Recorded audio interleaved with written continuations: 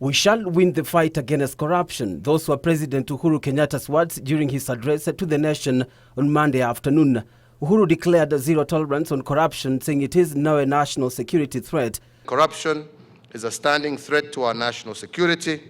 The bribe accepted by an official can lead to a successful terrorist attack that kills Kenyans, and it can let a criminal off the hook for them to return to criminal harming of Kenyans.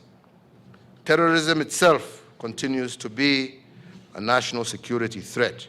To achieve the objective, the President directed security agencies, including the Ethics and Anti-Corruption Commission and the National Intelligence Service, to pursue information on corruption and bring to the attention of relevant authorities.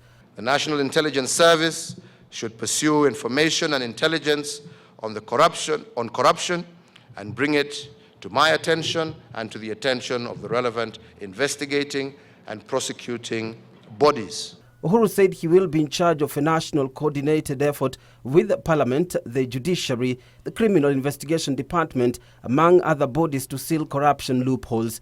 I will lead a national coordinated effort bringing together Parliament, the Judiciary, the devolved governments, the Department of Public Prosecutions, the Ethics and Anti-Corruption Commission, the Asset Recovery Agency, and the Financial Reporting Center to reverse perverse incentives that lead to corruption and closing the loopholes.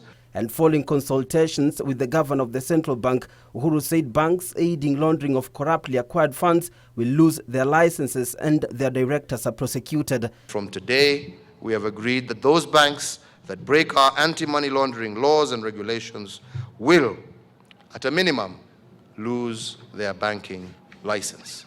The President further directed all public entities not to procure goods and services above prevailing market price and ordered the Public Procurement Oversight Authority to publish a periodical price reference list for goods and services. We are also directing that with immediate effect, no public goods and supplies will be procured at prices above the prevailing market prices by any public agency at the national and county level.